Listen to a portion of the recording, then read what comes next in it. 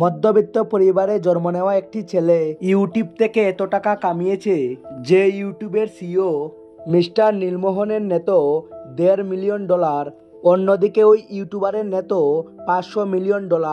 হ্যাঁ, আজকের ভিডিওতে কথা বলবো দুনিয়ার সবচেয়ে বড় ইউটিউবার মিস্টার বিস্টের সম্পর্কে।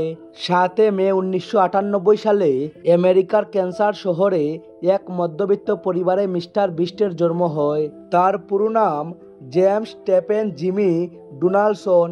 তার মা তাকে ভালোবেসে জিমি ডাকে, আর সোশ্যাল মিডিয়ায় মানুষ তাকে মিস্টার বিস্ট নামে চিনে। তার মা আর্মিতে ছিল, আর তার পরিবার না তো ছিল অনেক ধনী আর না ছিল গরিব। কিন্তু 2007 সালে তার সাথে এমন কিছু হয় যার কারণে তার পুরো জীবন বদলে যায়। 2007 সালে তার মা এবং বাবার ডিভোর্স হয়ে যায়। কারণ হিসেবে জানা যায় তার বাবা তার মাকে অনেক বেশি টর্চার করত, যার কারণে তার মা তার বাবার সাথে ডিভোর্সের সিদ্ধান্ত নেয়। ওই সময় জিমির বয়স মাত্র 9 বছর ছিল। নিজের পরিবারকে আলাদা হতে দেখে সে খুব কষ্ট পায়, অনেক বেশি ডিপ্রেশনে চলে যায়। শেষ পর্যন্ত জিমি এবং তার ভাই তার মায়ের সাথে থাকা শুরু করে।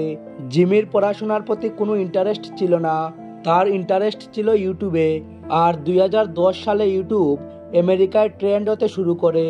আমেরিকায় ইউটিউবারদের পরিচিতি বাড়তে থাকে, আর এগুলো দেখে জিমির ইউটিউবার হওয়ার ভূত মাথায় চড়ে বসে।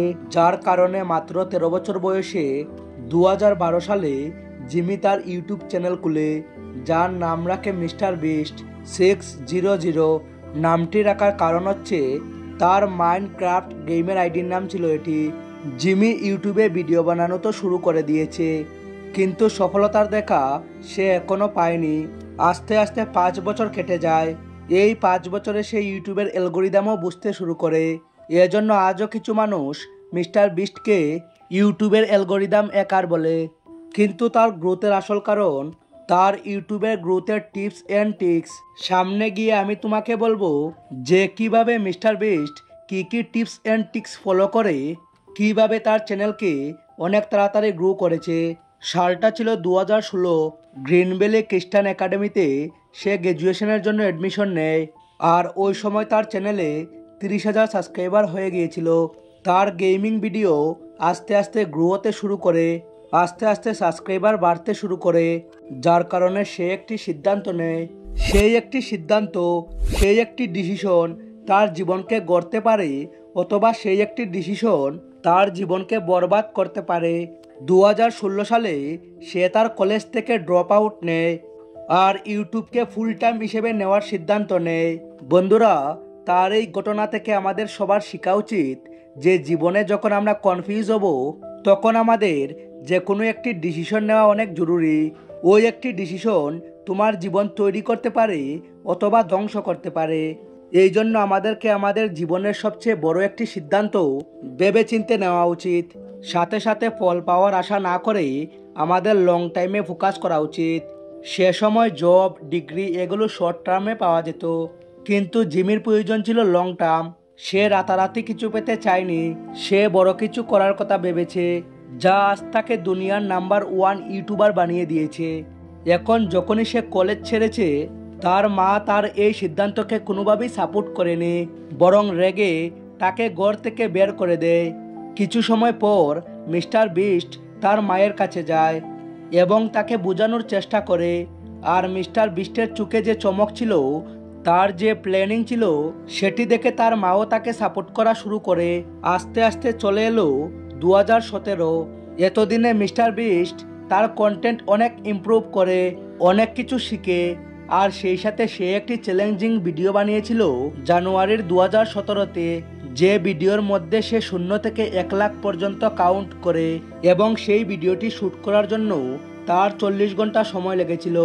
কিন্তু ফাস্ট ফরওয়ার্ড করার পর ভিডিওটি 24 ঘন্টার হয়।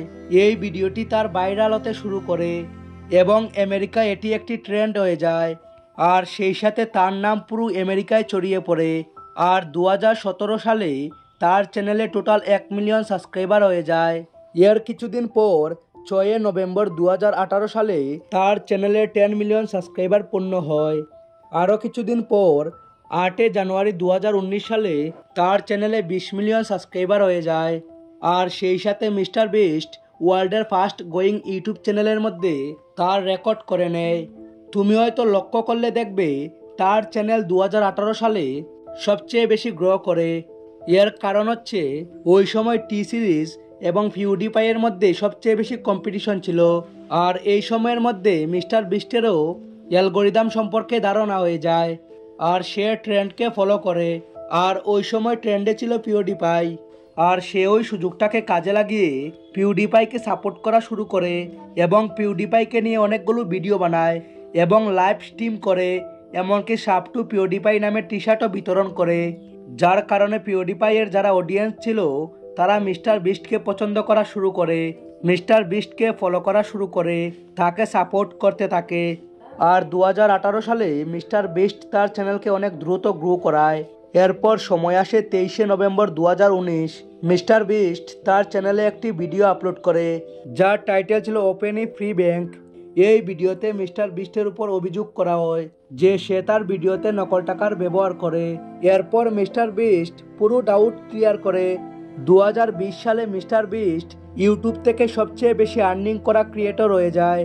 এটা দেখে পুরো দুনিয়ায় ছড়িয়ে থাকা যত ক্রিয়েটর ছিল, যত ইউটিউবার ছিল, তাদের নজর মিস্টার বিস্টের দিকে যায়।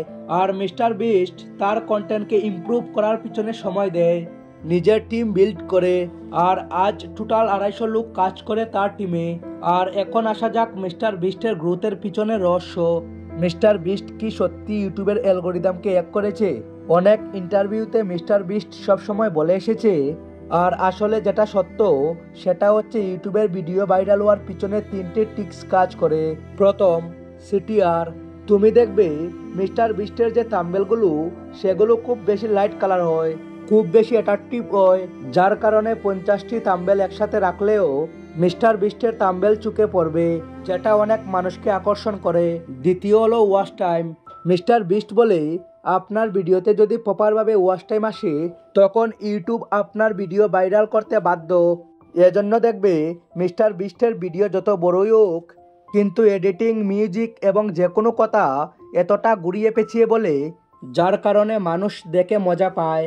আর তারা পুরো ভিডিও তো দেখেই, আর না হলে কমপক্ষে 50%ও দেখেই, যার কারণে বেশি ওয়াচ টাইম পাওয়ার কারণে মিস্টার বিস্টের ভিডিও ভাইরাল হয়। আর লাস্ট পয়েন্ট হলো কন্টেন্ট।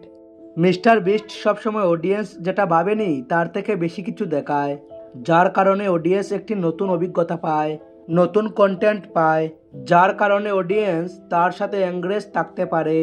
আর তুমি যদি ইউটিউবের অফিসিয়ালি ওয়েবসাইটে যাও, ইউটিউবও এটাই বলে, আপনি ইউটিউবের অ্যালগরিদম নিয়ে ভাববেন না, আপনি শুধু অডিয়েন্সের ব্যাপারে ভাবুন। আপনি অডিয়েন্সকে ধরে রাখতে পারলে ইউটিউব নিজে নিজে আপনার ভিডিও ভাইরাল করবে। এটাই হলো ইউটিউবে ভিডিও ভাইরাল করার টিপস অ্যান্ড ট্রিক্স। যদি এখন কথা বলি মিস্টার বিস্টের আর্নিং সোর্স সম্পর্কে, তাহলে সে আজ একের অধিক সোর্স থেকে আর্নিং করে। যদি শুধু ইউটিউবের কথা বলি, তাহলে ইউটিউবে আজ তার টোটাল 5-6টা পপুলার চ্যানেল রয়েছে, যার থেকে ভালো পরিমাণ রেভিনিউ আসে। কত রেভিনিউ আসে সেটা পরে বলছি। প্রথমে তার আর্নিং সোর্স কি কি দেখা যাক।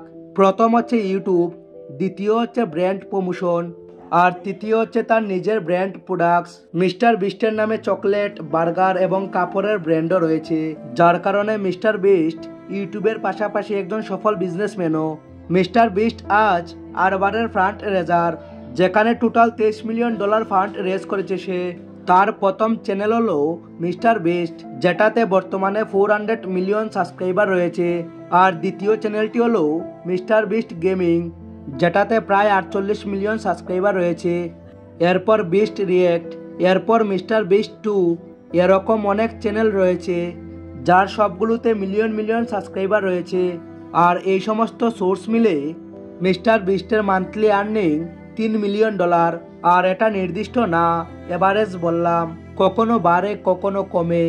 সো বন্ধুরা, আই হোপ এই ভিডিও থেকে তোমরা মিস্টার বিস্ট সম্পর্কে অনেক কিছু জেনেছো, যে কিভাবে একজন মিডল ক্লাস ছেলে আজ দুনিয়ার সবচেয়ে বড় ইউটিউবার হলো, আর নিজের কন্টেন্টের মাধ্যমে না জানে কত মানুষের উপকার করেছে, না জানে কত টাকা গরিব মানুষকে এবং ওই সমস্ত মানুষকে দান করেছে যাদের সত্যি দরকার ছিল, যার কারণে আজ মিস্টার বিস্ট মানুষের অন্তরে গেঁথে গেছে। কমেন্ট করে জানাও তুমি কি মিস্টার বিস্টের ভিডিও দেখেছো কখনো। তো বন্ধুরা আজ এই পর্যন্তই, দেখা হচ্ছে নতুন কোনো এপিসোডে। এই পর্যন্ত সবাই ভালো থেকো। Thanks for watching.